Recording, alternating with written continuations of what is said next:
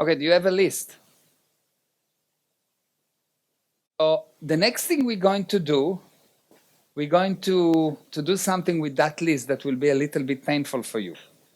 So before we're doing that, I'll take, let's say, 5-10 minutes break so you can get coffee or whatever you want, go to the restroom, and then I'm going to give you something painful. So if you have some kind of aspirin and anti-pain medication, take it beforehand. So 5-10 minutes. Okay, are you ready? Are you ready for the torture? Okay, before the torture, I want to ask you something. What did you get out so far? Now, why am I asking you? Because if you have it in your mind, you did not acknowledge what you got, and what once you live here, it will somehow go away. But if I will force you to say it, and actually, I will actually help you, because when you actually report, when you say, I had that realization, or I had that improvement, or this what makes sense to me, you actually make it yours. It's not anymore, I said that and you repeat it. You make it yours, you actually acknowledge it. It's a step towards success. So, what did you get out of the first part? I know. It's about backlog. Stress is about backlog. This is unbelievable, actually. So simple and so powerful. Anything that is true or powerful is simple. If it's complex, it contains lie. If your husband come home and try to give you all this complicated story about what happened, he's lying next. When the truth is there, it's simple. Simplicity is an indication of truth. What else? What did you get? Give me something that you get. Sorry? Yes, backlog? The block, yes, the blinders, yes, the block, yeah. That's amazing how much you put blinders on yourself by making you wrong. It's like you are the worst enemy of you. If I would choose a judge to judge you in the worst way, it will be you. I cannot invent a judge that will be more harsh on you than you. You're the worst judge on you. Amazing. What else did you get? What did you get this first part? What did you get? Things that made sense to you. Yes. It can be also that you tell me, yeah, I just feel that it makes sense. It helped me. What did you get? Yes. I opened a lot of open cycles during the workday, and I realized that at 3 o'clock in the afternoon, I'm really slow. Yeah. Amazing, eh? Very nice. Well done for confronting it, for looking at that. It's high responsibility for someone to say, I realize that I do something non-optimal. That person is an amazing person. Because there's only one thing that's worse than being blind. Do you know what it is? What worse than being blind? Yes?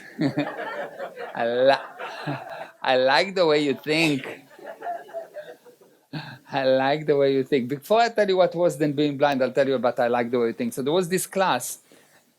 When I say so, it's a joke. So there was a class, and the teacher asked the student, the teacher said, well, there are 3 birds on a line, and a hunter come and shoot one of them. How many left? So Johnny picked up the hand and said, teacher. And the teacher said, okay, go for it. And he says, none. So the teacher said, no. One got shot, 2 left.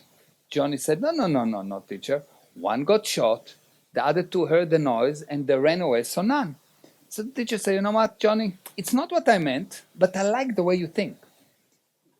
So the lesson continued, and Johnny picked up the hand and said, teacher, can I ask you a question? And she said, of course, I'm here to teach you. So Johnny said, there are 3 ladies. One is sucking an ice cream, one is licking an ice cream, and one is biting an ice cream. Which one is married? The teacher get all red and embarrassed and say, the one that's sucking the ice cream. So Johnny said, no, the one with the ring. But I like the way you think.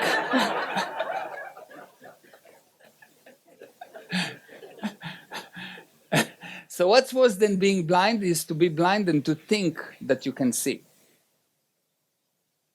Because if you're blind, at least you can do something about it, improve. But if you think that you see while you are blind, you will never look to improve. Make sense? So when someone can actually look and say, this is something I can improve, without making himself wrong, big man. Well done, really. Okay, here is what you're going to do. You're going to take the first item on your list, and I want you to look at it, and I want you to pick up your hand, if it is something to do with communication. Anything to do with communication. Communicating to someone, moving something, handling something, anything to do with communication, yes? Good. If it's something to do with your communication, I want you to take your phone or where you wrote, and I want you to handle it right now. If it is something you need to call someone, call now. If you need to write a WhatsApp, write the WhatsApp now. If it's a message now. If you need to apologize, apologize now. If you need to say I'm sorry now. If you want to say to someone I love you, you never say, you say it. If you say you need to say to someone I cheated you, say it now. If you will do it, and if you'll be brave enough to do it right now, your life will change forever. Do it. I know it's not easy, but to improve is never easy. If you delay it for tomorrow, you will not do it. Now, the rest of the people that are not actually with something that has to do with communication, I want you to write what you're going to do, how and when. And I need each one of you to do it. And once you've done it, I want you to write to me a WhatsApp to tell me that you actually did it. And I'll give you the next action, what to do. My WhatsApp number, I'm serious. You're going to write me a WhatsApp and you tell me, that was the cycle and I've handled it. I don't care what it is exactly. It's private. I don't need to know. You just need to tell me it's done and I'll tell you what to do next. My number is +1 727 667 8378 and I'm married. So just about that. Well, that's I didn't say. No, just about that. That's the only communication. Okay, so handle it. Write it now. Write the message to that person or write what you're going to do. 727 667 8378. Report to me once you've done it. You do the first item, you write the WhatsApp. You don't do the second item. You don't touch the second, the third, the fourth. You don't do that. You do only the first item, or you write how you're going to handle it and when. That's the only thing you do. It's really important that you will not get convinced to do the next action or to think about the next action. Leave the next action. You know what the word competence mean?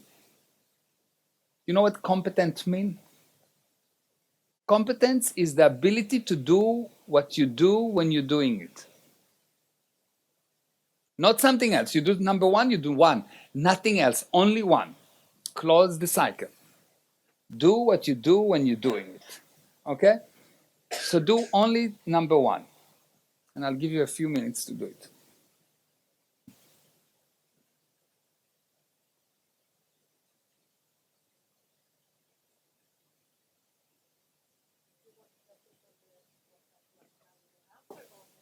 When you're done, when it's done. I want it done, not I will do.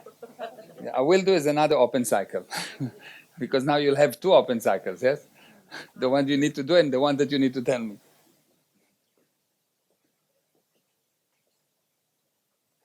Once you're done, you WhatsApp me and you say, it's done, and I'll give you the next action.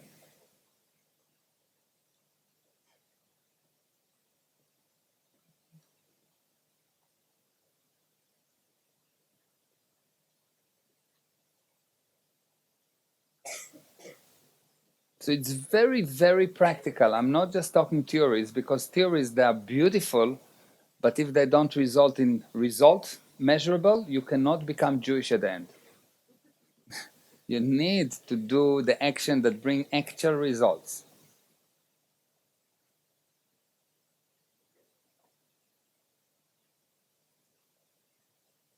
Finish it. Once you finish, take your time. I'll show you the next thing that you need to do.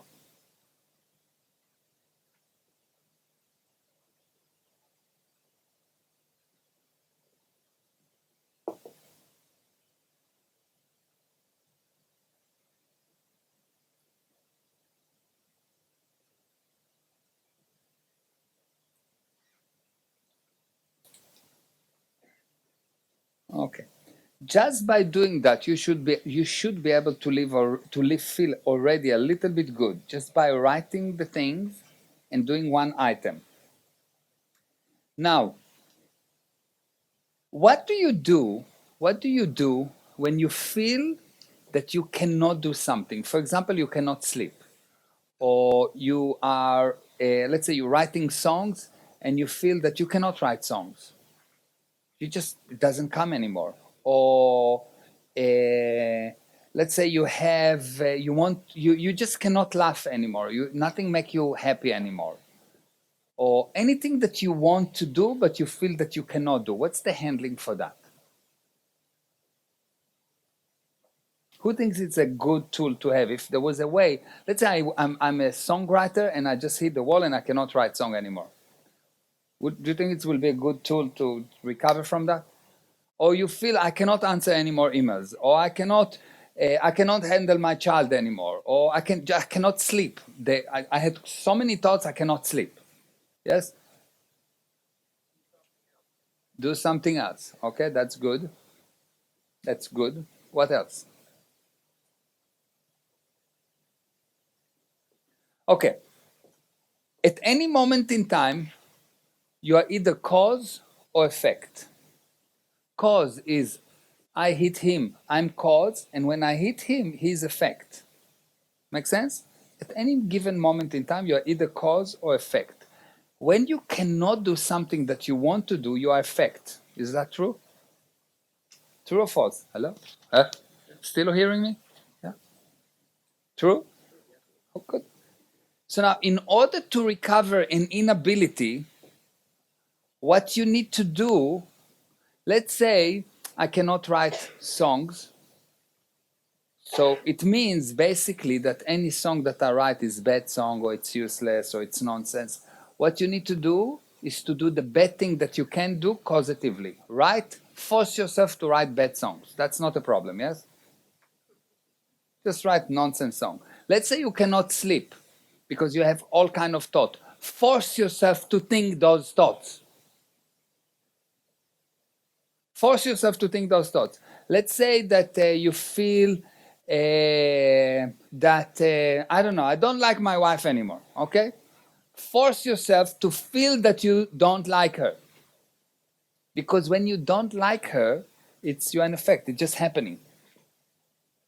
But if you will force yourself to do the thing that you feel that you cannot do, you will actually gain control over these things. So the second item that you have on the list, I want you to force yourself not to do it for at least 2 days. You force yourself not to do it. You force yourself not to do it. I don't care what it is. I don't care what it is. Unless if it is sex. You force yourself not to do it for 2 days. 2 days, you're not doing it. You just make sure I'm not doing it. You tell yourself every time you look at that and say, no, I'm not doing it. I'm positively not going to do it. I'm not going to do it. You force yourself not to do it. Regardless, the whole world explode. It's urgent. Whatever happened, you force yourself not to do it. You decide, I'm not going to do it. You become cause over the cycle. Okay, does it make sense? Okay, hello? Okay. Okay, good.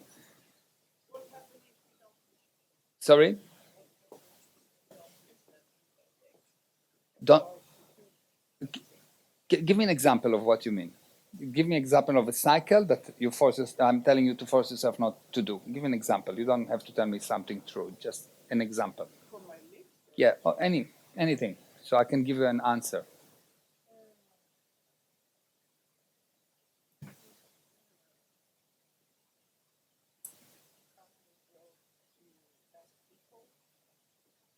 Good. So you force yourself not to ask any help. You know you need her help. You come, you know you need her help, and you say, no, I'm not going to ask her. You decide, I'm not going to ask her. Why? Because you will gain the ability now to ask her. I know. Yes, that's the purpose. So you gain the ability, because if you need to ask people to help, it means you have not been asking so far because you've been too nice or you didn't feel comfortable to ask or all kind of things. But if you force yourself, I'm not going to ask her, and I need his help. No, I'm not going to ask him. I know I need his help, but I'm not. He's willing. I'm not going to ask him. No, I know I need. I'm not going to ask him. And if you do that for a few days, 2 days, you will see that at one point you will know, I can ask him, it's not a problem. It's really fascinating that if you do the thing that, if you take something that you think I cannot do and try to do it badly, you will gain the ability to do it good. As I told you, everything in this universe is the opposite. He will give it to you. After that, he will give. No, because you come to him and you ask for help, and he will be amazingly willing to help because you change your mind. Because what happened to you has nothing to do with anyone else. It has to do only with you. How do I know? Because if me and you stand, do you understand that I go to someone, and if I need help, do you think this person will not help me? Do you think that there is any person in the universe that I'll come to him and I say, I need something, this guy will not do it? No way. How do I know? I made millions of dollars by asking for help from people that were not supposed to give me help. I'll give you an example, okay? I'll give you an example. I was in the Far East, yes? I was in the Far East after the army, long hair, earrings, chains, bracelet here that did not connect it, thank God. and I finished the trip in the Far East. I was traveling for 1 year, $6 per day, and I arrived to South Africa, and I couldn't speak English. My English was really, really bad. If I needed to read the menu, my wife would read the menu for me. But on the way to South Africa, and this is a true story, yes? On the way to South Africa, I went through Israel and I saw this gasoline management system, some system, some technological system, really, really good for saving fuel. And I went to this company in Israel and I said, I want to sell that product. And they said, for 7 years, there was a company in South Africa that tried to sell that product and they just went bankrupt and they invested millions and millions of dollars. And you understand, you need to sell it to oil companies, big oil companies, and you don't look exactly like, you look more like a beatnik, more like a hippie. You don't look like a salesperson. And I said, but I think I can sell. And they say, we don't care what you think. We're a serious company, we're not taking you as a distributor. And I said, can I buy a few samples? They said, of course, we can sell samples to anyone. I bought samples, went to South Africa, made a PowerPoint presentation that I still have it. I cannot read it today because the English that I wrote there was more or less what I heard. And I've sent it to the oil companies. And of course, no one answered. So I waited, no one answered. So I decided, well, I'll go and see them. I found out who is the head of BP in South Africa. And I went to the reception of BP, this tall building, I don't know, 20-something floors, 5,000 people working there. And the head of that company at that time was Bill Barrage. So I went to the reception and I said, I'm here to see Bill Barrage. The person at the reception, the guard there, or the person that was on the computer, they asked me, does he expect you? I said, for a long time. So he calls, and a very beautiful lady goes down, and the reception was empty. It was only me, and she went through me like I'm shadow, because it cannot be that I'm coming to see him. Because I had this long hair, cut jeans, just came back from the Far East. And she asked the person in the reception, where's the guy for Bill Barrage? So he says, that guy. So she said, no, for Bill Barrage. I said, that guy. So she come to me and she said, are you here to see Bill? And I say, yes. And she said, is he expecting you? I said, of course, for a long time. He really wants to see me. She looked at me like I'm some cuckoo. She said, okay, we're going up. Going out of the elevator, huge room with lots of cubicles, and at the end is this beautiful corner office. We get into that corner office. She has her cubicle. She is the secretary, and he is there, and I'm not waiting for her to call him. I walk into his door, and he says, can I help you? And I say, I think I can help you.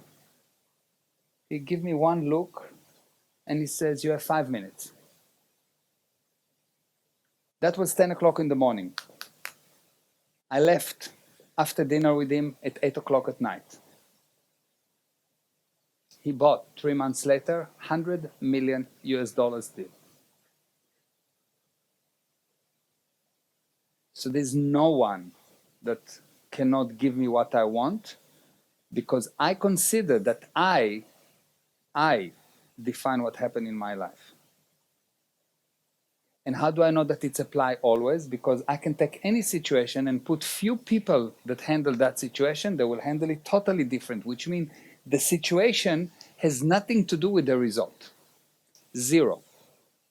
And I can tell you stories from the armies, and I can tell you stories from different things in my life and other people's life, that the situation has nothing to do with the result. The only thing that affects the result is who is the person that handling it. Who is the person? So if you want to improve, you need to improve you and forget about the situation. But most of the day, you think that the situation defines your abilities. And it's a lie. And every time you say that, you lie a little bit more. And you put more blocks. Because you make yourself smaller. When the situation is more important than you, you make yourself smaller. Just a bit smaller, just a bit smaller, just a bit smaller. And then you become old and you cannot move. I go to the gym with my son. He's now 26, whatever, 28. And I went with him when he was, and his friend when he's 20, they were 22, 23, and they're all strong and wonderful. And I go with them and I always win. Always do more than them. Always. Why? This is stronger than any muscle. But you don't train this muscle at all. Because every time you say that the environment is stronger than you weaken that muscle. Does it make sense? Yes? Okay, it's not so serious. You can breathe. I'm not going to ask you to do push-ups. Okay, so far so good? Did I answer your question? Did I answer your question?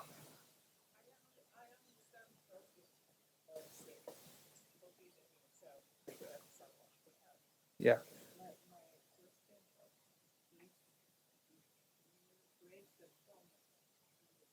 Ah, you betray yourself. You cannot keep. Of course, because now you betrayed yourself. It's even worse than not doing the work.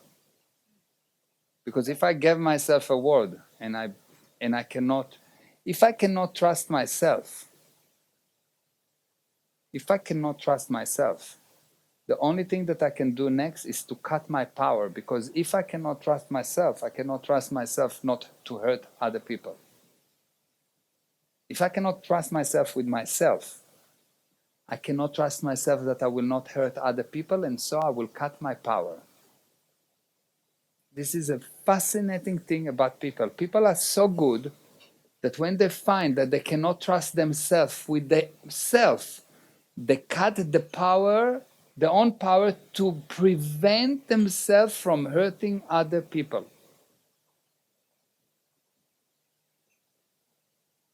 It's really fascinating how good you are and how bad you say you are. You are so good that when you find that you cannot trust yourself with anything, with diet, with nonsense, you said I will do, but you don't, you then cut your power a little bit to make sure that you don't have too much power, so you don't hurt other people, because you know you cannot trust yourself. The way to restore your power is to close cycles of actions. Because when you close cycle of actions, you prove to yourself that you can be trusted. And before you prove to yourself that you can be trusted with you will not create anything in the environment. And so you become the punching bag of the environment. And shit seems to happen to you. Like you become a magnet for bad news. As I told you, it's probably not what you want to hear, but it's true. Does it make sense? Yeah? Does it make sense? Show me your hand if it makes sense. Does it not make sense? Does it nothing? Okay. What's true is what's true for you, so it doesn't have to make sense to you. Okay, good. Next thing, what is more important? What is more important? The data or the source of the data? What is more important? The data or the source of the data? Who said the source of the data? Show me your hand. Good. Who said the data? Okay, good. Well, I'll give it to you in a different way. Same question in a different way, and let's see if you change your mind. What more important, the message or the messenger? The message or the messenger? Who said the message? Who said the messenger? No one. So the message is the data. The messenger is the source of the data. Who invents sonar? Is that important or not? What's more important, who invents sonar or if sonar work? You know what a sonar is, yes? It's like an underwater radar. You know that, yes? Yeah. You know who invented sonar, who was instrumental in inventing sonar? Nazi Germany, Hitler. So me as a Jew, am I not going to use it? Of course I'll use it. I don't care who is the source of the data. Who invented penicillin? Do I care if he's Jew or Christian or Muslim or... I don't care. I don't care what's the source of the data. I care if the data work, if it's true. Does it make sense or not? Are you with me? Everyone agreed that the source of the data is less important. It's not important. What's more important? The source of the data is less important than the data. True or false? Have a look. If it's not, give me one example when the source is more important than the data.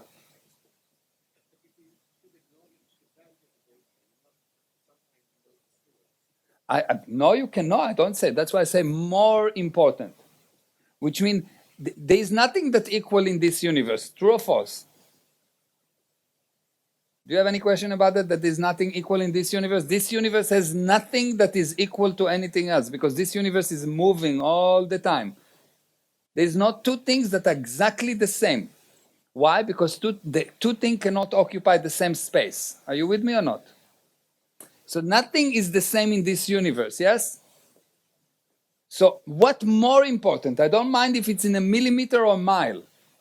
What more important, the data or the source of the data? Obviously the data. There is not one example that the source of the data is more important than the data. When people thought that the source of the data is more important, I'll give you a story that I don't know if you know. Do you know who is Philby? Did you ever hear about Philby? Philby was the head of MI6. You know what's MI6? Yeah. Philby was the head of MI6 in the 60s, 70s, and he was a double agent of the KGB. And because the source of the data was more important than the data, what happened there in England is every single spy that England sent into Russia got caught within few months. And the English decided that the reason it's happening is that the KGB developed a special sense for English spies, not American, not Israelis, English spies.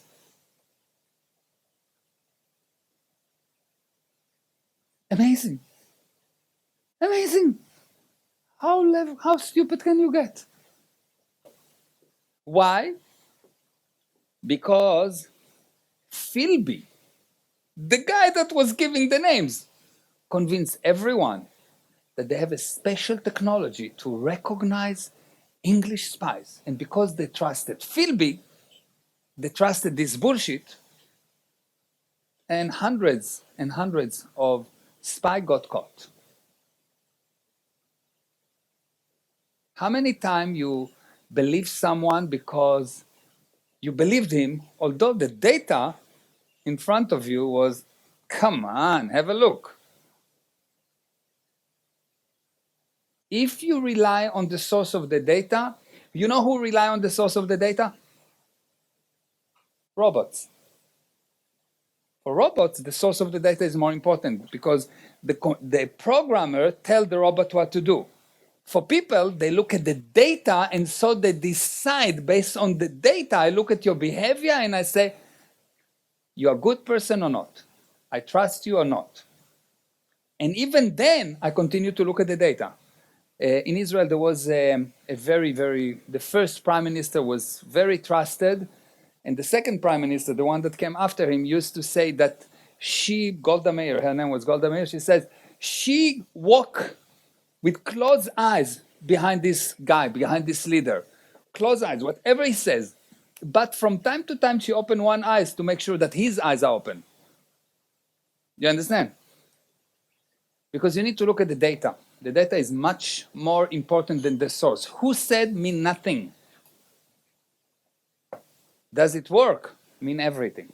And of course, we need to acknowledge if, I don't know, if Jesus said blah, I will say Jesus, it's not me. And if, I don't know, Einstein said blue, I will say Einstein said that.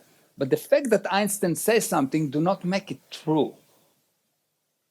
What makes it true is my evaluation of the data. Is that true or false for you? Hello? Anyone do not agree with that? Anyone agree with that? Show me your hand. Hallelujah. Good. Now we want to know how to evaluate data. How to know if the data is true, because if you don't know if the data is true, you will have to rely on the source, and so you become a little robot. And robots are not doing so well. They do a lot of things that make no sense. So I want to show you how to actually evaluate data, how to decide if the data is true or false. Okay? And for that, I want to ask you, what is the definition of the word knowledge?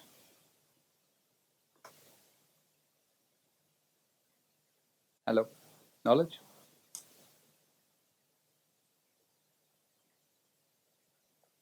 How many of you think that knowledge is important?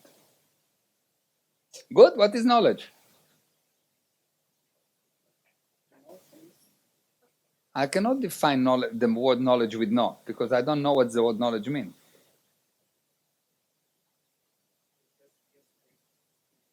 Best guess based on experience. That's very good. What is knowledge? What is knowledge? How will you define the word knowledge? How many of you believe or know that the more knowledge mankind got, the better he got? Yes? Of course, yes. So what is knowledge? What?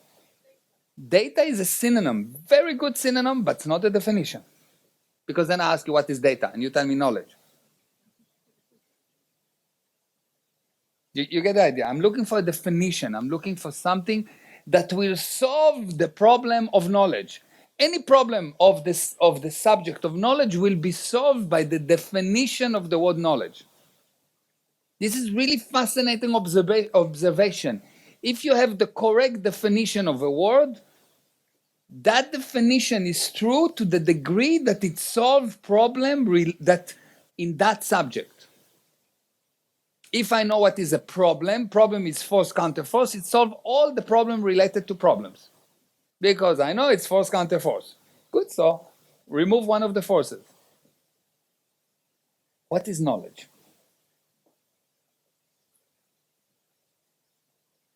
Any idea? Did you notice that your country is better than many countries because you have better education? I can tell you that for sure because I've lectured to a lot of people, and here in Sweden there is a better understanding, better reaction from other places. The beginning for me it's like that. The beginning when I get a new group, it takes some time to get them to break the mold. And usually, and here wherever I spoke, people are much smarter. They're getting it much faster. Why? Because you've got better education, you get better knowledge, yes? What is knowledge? What is this thing that makes you better? Experience, very good synonym. It's good, it's true, it's a good synonym, but I'm looking for the definition, because if I tell you, my son asks me, what is knowledge? And I say experience, and he says, okay, Dad, so what is experience? And I say knowledge. You get the idea, yes? If you cannot explain a word to a 6 years old, you don't know what it is. You use it, you parrot it, because you heard it before, and you have a feeling about it, yes? You know when you use it, but you don't know exactly what it is. So you cannot solve problem related to that word. You cannot really increase the knowledge of other people, and even your knowledge is limited by the inability to define the word. Make sense or not? I'll give you an example. Who knows what's the definition of the word equation? How many of you learned equation at school? You know, this thing you move from one side to another side. How many of you honestly had some problem with that? Yeah, most of the people, yes, you are a human being, everyone like that. Let me give you a definition of the word equation, and you'll see all the problems of equation goes away in less than 30 seconds. Equation, the ability to hold two things equal. So 2x equal 4. So if I want to find what is x, I need to keep it equal. If I take 2 from here, how much I need to take from here? 2. Good. X equal 2. Equation is the ability to hold two things equal. That's all. If you understood that at the beginning and not start, you move from here, you move to there, you divide by that. If it's plus, you do minus. If it's divide, you do blah, blah, blah. If you don't go all this hocus pocus and you actually understand that you need to keep it equal, you'll understand it in 2.5 seconds. The definition of the word opened the door for handling of any problem related to the subject. Fascinating. Fascinating. Okay, let me explain what is knowledge. Okay, how does one communicate any idea? I'm going to explain to you something, and then you'll see I will explain knowledge. It will give you the definition of knowledge, because if I would just give it to you, you will not accept it. But if I'll take you through the steps, you will accept it. How does one communicate any idea? How do you... Sorry? You explain to someone else, yes, but how? How do you explain it? You talk, you write, you sing, you perform, yes? So any idea in the world is communicated by number of sentences. Sentences can be in a book, it can be in a song, it can be in music, it can be in art. Number of sentences. If you understood this sentence and that sentence and that sentence and that sentence, and if the sentences make sense, you will understand the idea. Agree or not? Everyone agree with that? This is the only part that I need a full understanding from everyone, because everything we're going to do from here on will be built on that basic thing.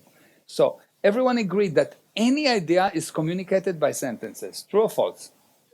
True? Good. So if you did not understand an idea, the only reason you did not understand an idea is because you did not understand one or more sentences. Everyone agree with that? No other reason in the universe. There's no such thing as complex idea. There's no such thing I'm not good in math or I'm not good in physics. There's only I had a few sentences, one or more, that I didn't understand, maybe 200 sentences. But it started with at least one sentence you did not fully understand. So far, so good? Agree, yes? Simple. You didn't understand an idea, you didn't understand a sentence. That's all. Understand the sentences, you'll understand the ideas. Now, if you understood all the sentences, the result, you'll understand the idea. Now, what are sentences composed of? Words, true? Words and symbols. Only words and symbols. Agree? Which means, if a sentence composed only of words and symbols, the only reason a sentence will not be understood is because you did not understand a word or a symbol. Make sense or not? I'll give you an example. I want you to pay attention for the next 30 seconds, and I'll give you a sentence, and I want you to tell me what I said. Okay? Ready? Simple sentence, 6 years old, anyone will understand it. It was found that when the crepuscule arrived, the children were quiet, and when it was not there, they were much more alive. I didn't speak faster, I'll speak slower. It was found that when the crepuscule arrived, the children were quiet, and when it was not there, they were much more alive. To tell you that again? You do not understand me, yes? You have no idea what I'm saying, because you have one word you did not understand. And at that moment, you become boom. All the intelligence went away. Yes? You've been with me for the past 1.5 hours, and one word that I say, and you are what? Crepuscule means very late at night. It was found that when very late at night arrived, the children were quiet, and when it was not there, they were much more alive. Are you with me? Understand? It was found that when late at night arrived, the children were quiet, and when it was not late at night, they were much more alive. Agree with me or not? With me? Understand? One word you don't understand, you stop understanding the sentence. You get that? So, the problem is that those words that you don't understand are not big words like crepuscule. They are simpler word. What does the word right mean? To do the right thing. How many of you want to do the right thing? What is right? How many of you tell your parents told you, you need to do the right thing? Okay, please define what right. What's right for the hunter is not good for the hunted. What is right? Well, be a good boy. What is a good boy? I don't know what a good boy. Well, don't do that. Okay. Don't run. Okay. Now run quickly to the car. But you said don't run. You understand? You tell to your child, be a good boy, but you never define what a good boy is. You confuse him. He doesn't know what you want from you. But he loves you so much that he accepts you as you are. Children love their parents so much that they accept anything the parents will do for them. Against them, not for them.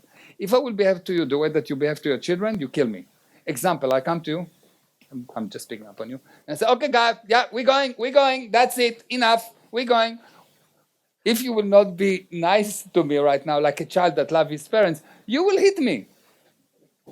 You will never do to strangers what you do to your children.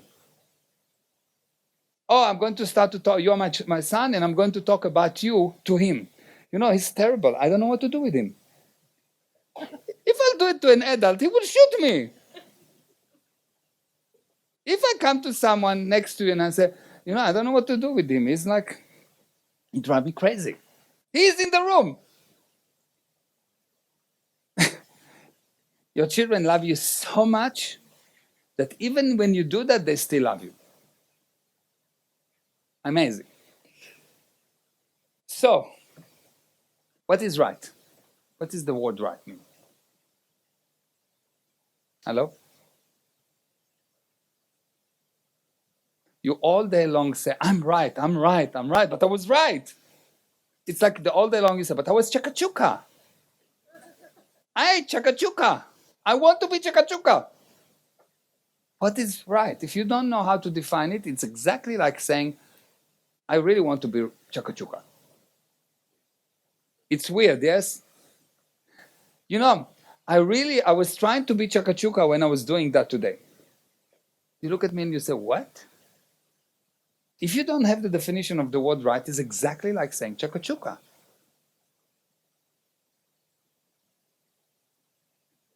It's really fascinating that most of the words that you use, you don't actually have a definition for.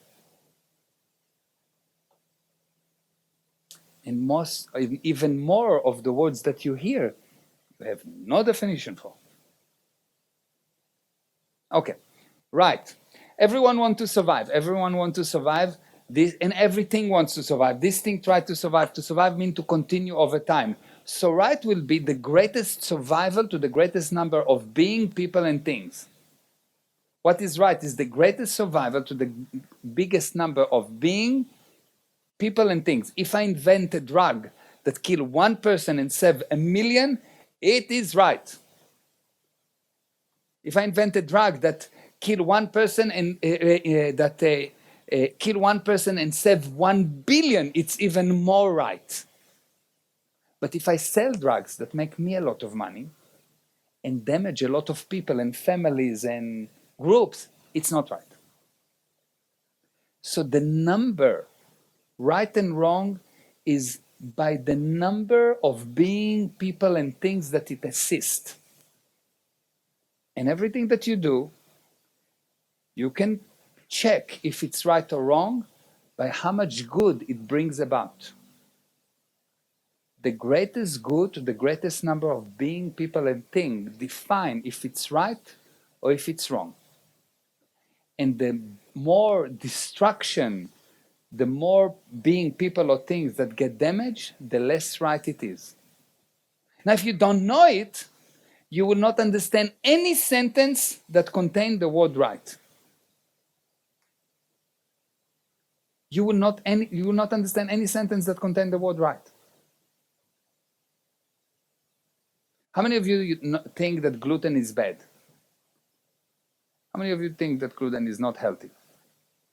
How many of you think that gluten, do you know what gluten is, yes? You know that there's a trend that gluten is not good for you. Did you hear about it? Do you think it's bad for you or good for you? Bad, yes. Who thinks that gluten is good? Who thinks that gluten is bad? Who do not think?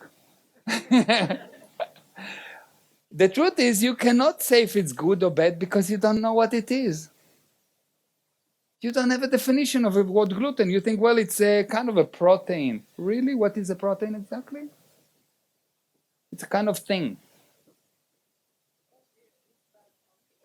But what is it? What is it? If it's bad for you because you think that it's bad for you because someone told you, it may be bad or good for you. You don't know. You're just parroting. You are a robot. That someone told you it's bad, you don't understand, and you do that for years. You don't eat.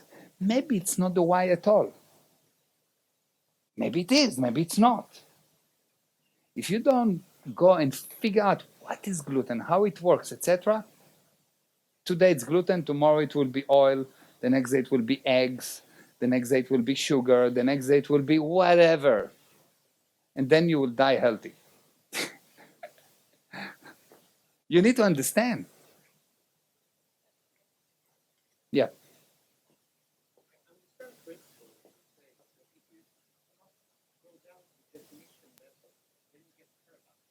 Actually, you're paralyzed already when you don't know.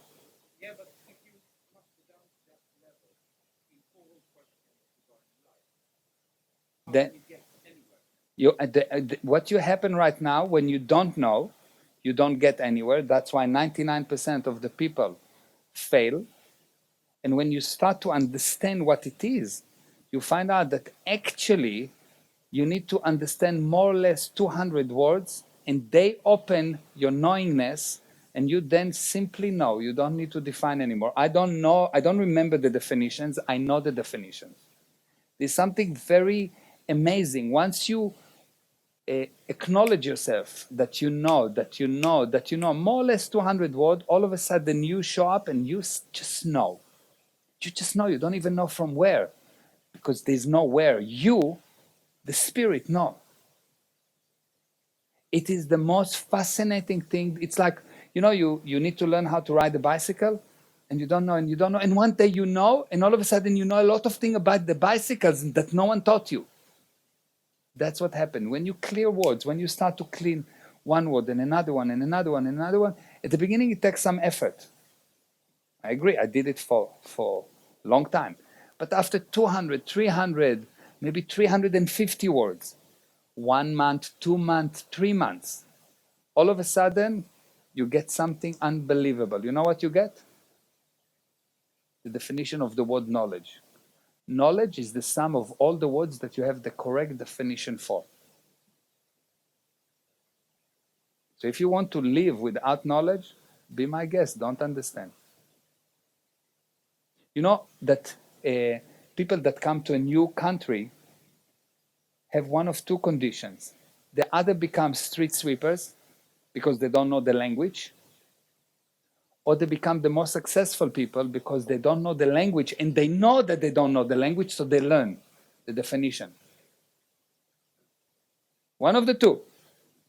The useless ones say, I don't know, too much work to clear all the work, so I will be a street sweeper. The smart one says, like me, I came to South Africa, I don't know the language, didn't know nothing in English. And I started to clear the words. What does it mean? What does it mean? I want to see in the dictionary. What does it mean? I wake around. At that time, there was no cell phones. I had a dictionary that I carry with me. Everything. Open the dictionary. Open the dictionary. And I clear the words, clear the words, clear the words. After a while, all those people that didn't want to clear the word because it was too much work very hard for me. They become my employees. And I spent a few months clearing a few words. Big deal. And made endless amount of money and other successes, never mind money. Really fascinating. I want to show you one of two of the results. Because I think that those results are really important.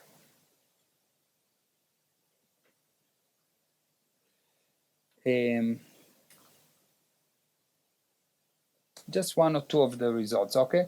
So you get what I'm talking about, okay?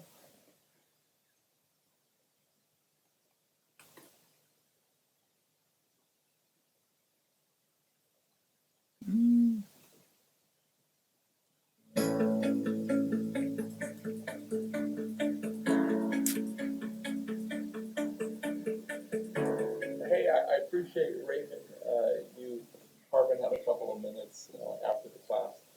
I'm a New York Times top 10 bestselling author. I've written 8 books. Nice. I've been a professional speaker and seminar leader for 33 years.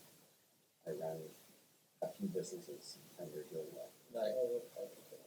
So a little bit of experience there. And I gotta say, as entrepreneurs, and I've been book publishing, New York Times is no easy feat, believe me.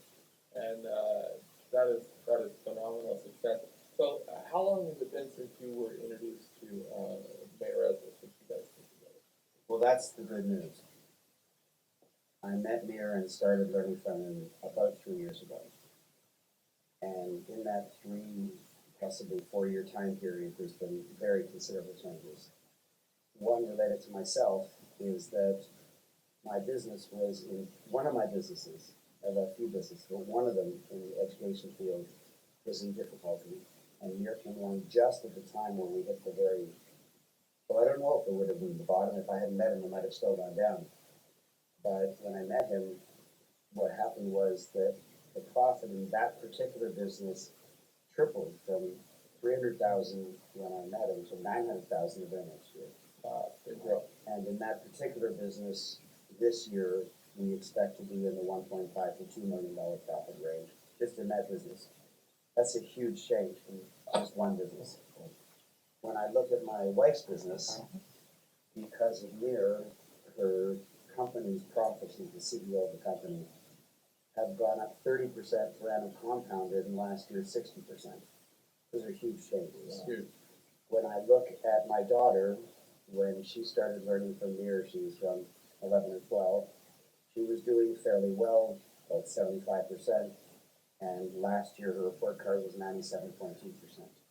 So her income doesn't come in terms of dollars, it comes in terms of marks, but it also comes in terms of affinity with her fellow classmates and with her teachers. So last year, she won the award for the highest average in the entire grade, and that's great, and that's superb coming from where she was just a few. I will skip that and I'll take you to one or more other one that on a different subject. So you get just the flavor. I don't want you to hear for too long. John, listen, it's great to get a minute with you to get to know you a little bit. Tell me a little bit, John, about what type of business you're in. So I run a safety company, and technology company.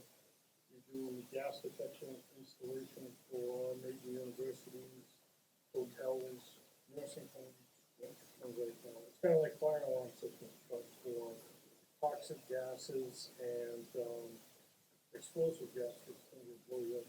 And how long have you been in the industry? Over 30 years. How long have you been going to Meir seminars and being affiliated with them? A little over 4 years, I think. When I met Meir, it was totally by accident. We were in an event that trains CEOs, and they gather 4 times a year, and you have breakfast, lunch, and dinner with, all of the big guys like that. So we kept hearing about this guy, Meir Ezra, and you had a dance card that you had to fill out. And so my wife and I, we said, well, we're going to go see this guy. Well, we come to almost the end of the thing, and she calls me up all excited and says, you want to see Meir? And we break the appointment we have in half an hour. I said, no, wait. I'm standing there with the secretary. And he said, can we meet in a half an hour? I said, wow, that's crazy. All right, we're going to meet this guy. And so I meet him, and he's all dressed up to the nines. So, you practice your elevator speech, and you sit down, you got a minute and a half to meet somebody that's got influential. So he says, once I know technology, so once we get, I get to a point where I understand, I'll say, okay, you won't get offended, I'll say, okay. I said, good. He said, okay, go. I stopped doing my spiel, and he's looking about a minute into it. And he was, okay, good. I got it now, okay? And he starts asking me questions. Like, so, what do you think is wrong with your business? And I said, what do you mean? Yeah, this is why I came here, right? I said, I don't know, that's why I came to see you guys, And he said, well, but you know, look at, have a look. His favorite saying, have a look. Yeah. So we stopped. And I give him a couple of answers here and there. And he kind of dug into my soul, to be honest with you, in a very good way. The business at the time, that business was struggling badly. I couldn't get bank funding again. The line of credit had gone up and different things. And I actually went there for rounds of funding, But I told him that. And he said, what makes you think you need money? And I said, well, this and that and the other thing. So we went back to the question again. What do you think is wrong? And I said,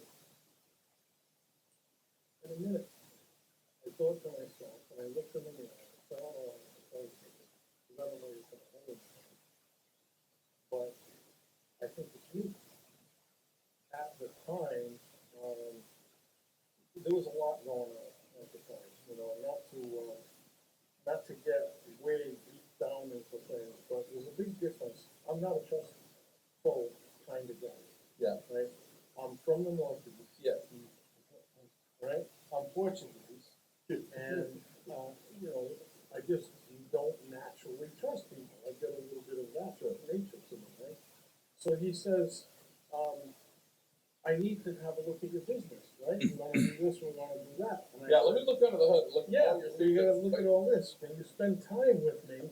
Now, I had literally spent all the money we'd saved up to go to this thing. It was at the end of this 10-day event, and we were probably 8 days into it. I was leaving the next day, cause I, pretty much just ran it up against the wall. Yep. And we said, that's it. So he says, okay, we'll get together, take out your calendar, can we meet tomorrow? And I said, I'm flying back home tomorrow. And he said, well, how about the next day? And I said, listen, I don't even know if I can afford you. So he says, I didn't ask you for any money.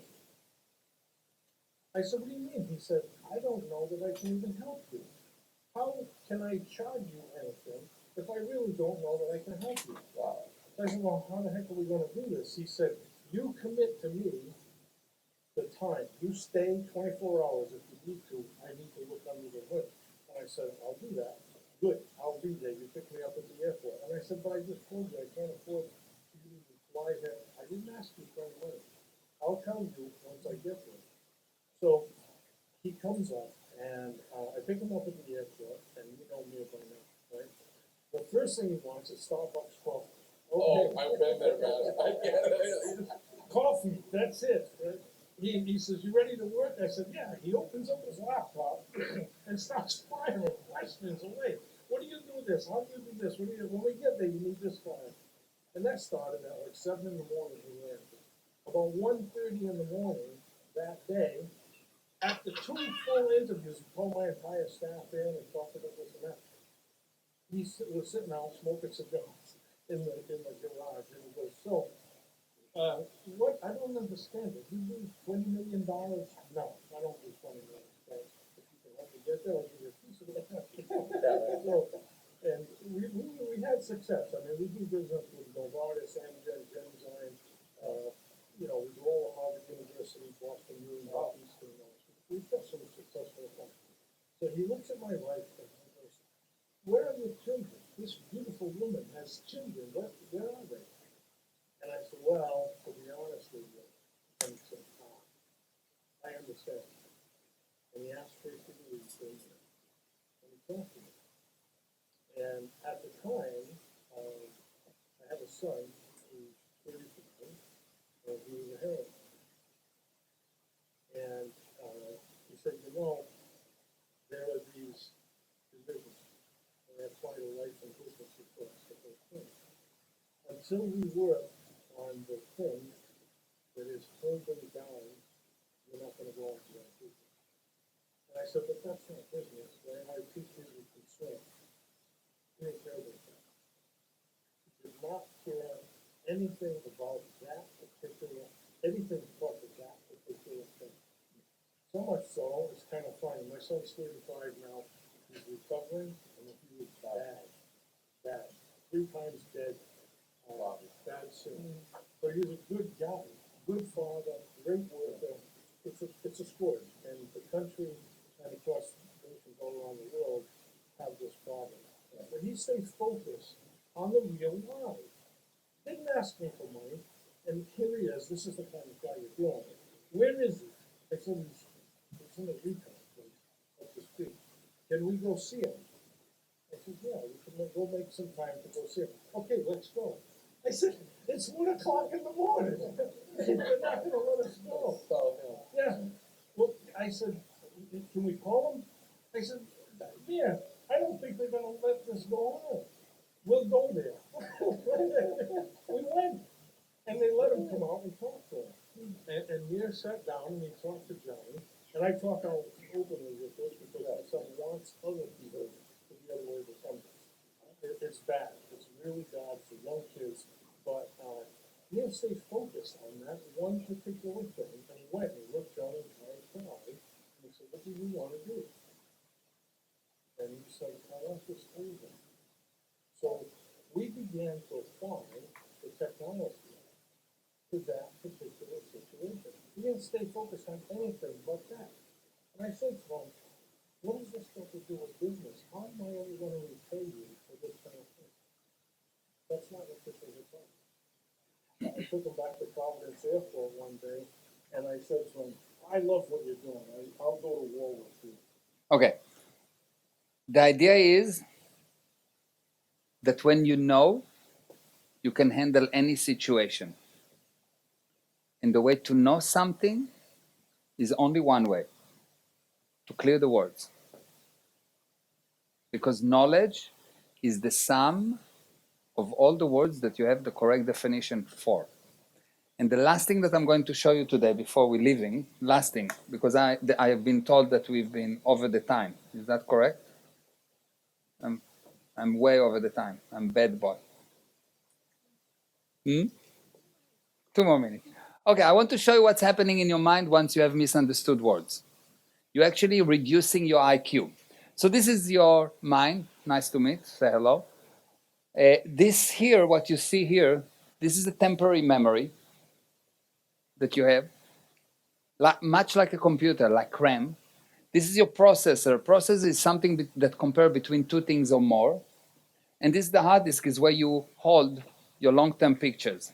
When I tell you words that you know what it is, let's say I said the word cat, it goes into the temporary memory. You check if you have in the hard disk a picture of a cat, a definition of a cat, and if you do, it's free up this IQ space. But if I tell you chakachuka and you don't know what it is, it stays there and you try to get more data to figure out what it is.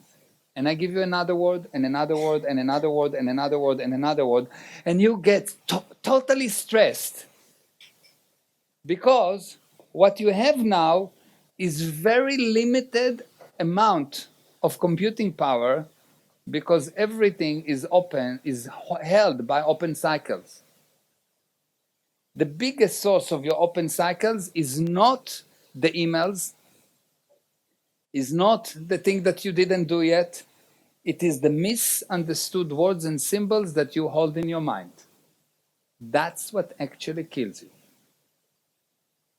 And the reason you don't do what you need to do, the reason you don't close the cycles, the actual reason is that you have some kind of a misunderstood word or symbol that connected to the subject that prevent you from doing it. That's why you feel that it's difficult for you to do. Because when you don't know, you cannot control. And when you don't control, you have no income. If you don't know how to drive a car, you don't control the car, and so you're not having the income from the car. And if you have a way, if you start to clear the words, every word you clear, you increase your IQ, so you can figure out more definitions without actually going and learning all the definitions. Because you become more clever. The word clever means the ability to recognize truth. And the more words you clear, the bigger you get. Does it make sense? Yeah? Okay. Last thing before I finish, I want to give you, first of all, did you get something of value today? Was it valuable to you? Do you feel that it's, yeah? Good. So what we're going to do, we're going to do a web series of webinars. All of you, if you want, you are welcome to go to those webinars. It will be totally free. We need to get your emails to connect with you. I don't know how we do that. Maybe we'll talk to you and you will circulate it between the people.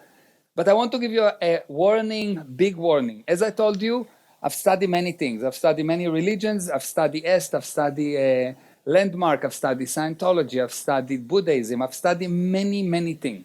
At one point in 2013, I had a competition that didn't like the result that I brought because I took everyone around from him. His name was JT Fox. And he put a post on the web, on the net, on the internet, that says that I turn people into an Est members or Scientology or different religions. I just do well when you become, I don't know, Buddhist. Yes, that's what he says. So there's one post in 2013 that said that, and there's hundreds of thousands of posts that says that I'm amazing. And you, because this is a bad news, people, when they put my name, you will get that thing on. Have a look, read it. You see it's from 2013, and look at my name. You see another 100,000 success stories and good news. So don't get afraid from this one post. I promise you, if I will make you, I will not make you into an Est member or Scientology member. I'll do a circumcision and I will make you Jew. By the way, do you know why Jewish people circumcise? Because Jewish women like everything 15% off.